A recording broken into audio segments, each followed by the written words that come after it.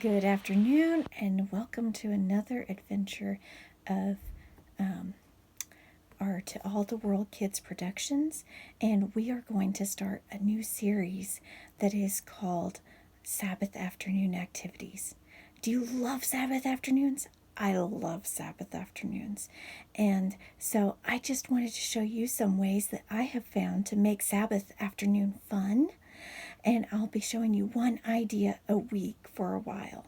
So, one idea that I have found to make Sabbath afternoons fun is if you have an old Bible at home that is not in as nice of condition as the one you currently use, talk to your mom first or your dad and get their permission. But one thing that you can do is you can get this old Bible out with their permission, and you can make a you can help bring the Bible stories to life. Have you ever thought about how you can bring a Bible story to life? It's not always easy, but is it good? Does it help get the Bible story in our mind? I think so. So what we're going to do is we are going to open to Genesis 1. We're going to kind of see how this works, okay? So we open to Genesis 1, and what we're going to do is we're going to start with some watercolor paint that you can get at the store. And it doesn't have to be a fancy tube like this. It can just be the regular Crayola watercolors like you would get. And you're going to add, if you have a tube like mine was too thick. So I had to add a lot of water to it, okay, to help thin it out, because you want to be able to see the words on your Bible page, okay? And so once you have it watery, so it's runny, your paint, I chose a blue color because what happens in Genesis 1? God creates our world, that's right. And so I've chosen this deep dark blue because it can kind of represent darkness as well as God bringing light into the world in a way, and it can also be a daytime thing. You see blue in a lot of skies. I mean, I've seen blue in night skies, I've seen blue in daytime skies, and even when it's just getting light. So I'm going to paint the page blue for Genesis 1, and of course there's part of Genesis 2. You'll want to get your color thin so that you'll be able to read. And yeah, you're going to see some brush strokes, but that's okay because you're painting a sky, right? A background color, we'll say. And you can always add more water if you feel that it's too thick or not thin enough. So we're just going to take a minute and paint this page here. And I'll give you a chance to do the same if you're doing this alongside me. So I'll see you now that you've gotten your page covered with some watercolor paint. You're going to let it dry for a little bit. So you might need to fan it with your hand. You might need to blow on it maybe. Or some other whatever. But while we're waiting for it to dry for a little bit, I wanted to let you know that you will want to be thinking, what happens in creation? What does God do on day 1? He creates the light. That's right.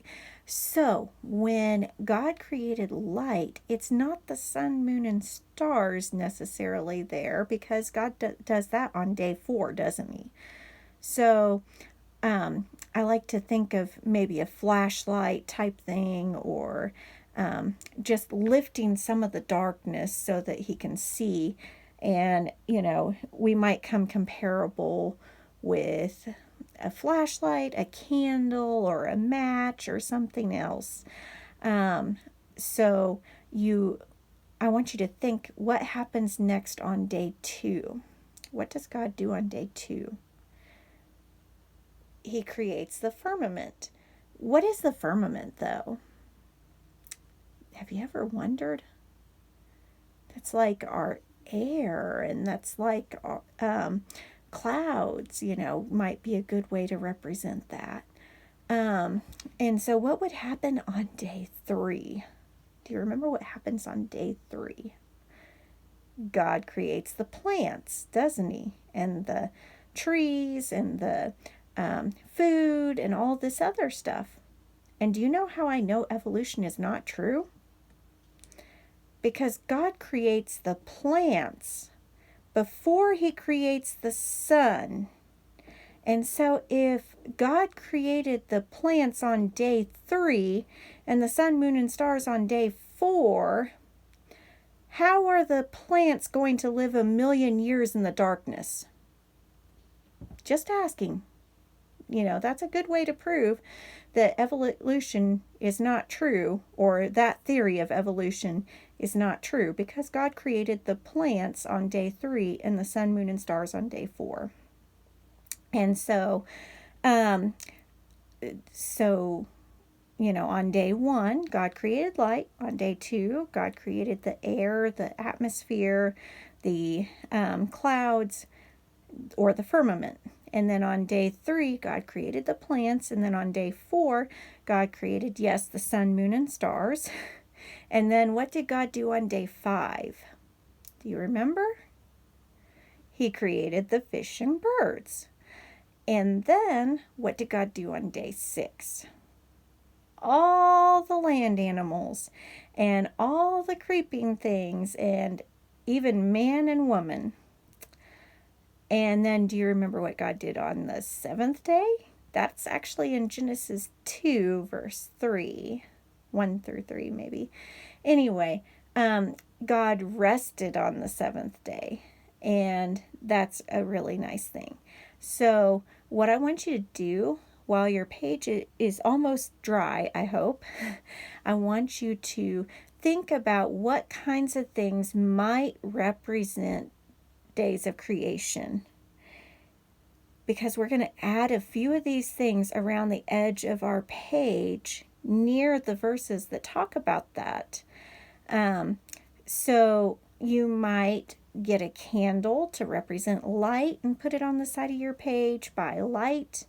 And you might put, they have some of the satin type ribbon that's really pretty. It wouldn't take but just a little tiny scrap that you could cut some grass out of. You can use a cotton ball for a cloud to represent the atmosphere, air, clouds, and firmament. You could use a star sticker like you get in your little activity books, and cut around the star, and then be able to stick the star in your book, in your Bible page. You could cut out pictures from a magazine to put in around your page, and you could get they have foam sheets at Walmart or Hobby Lobby, and some of them even are glittery, so you could use that for your sun and your moon. You could get on that cotton ball cloud, you just sort of peel it apart like that, and then you'd be able to glue it on. And you can get some fabric and cut out like little flowers and stuff.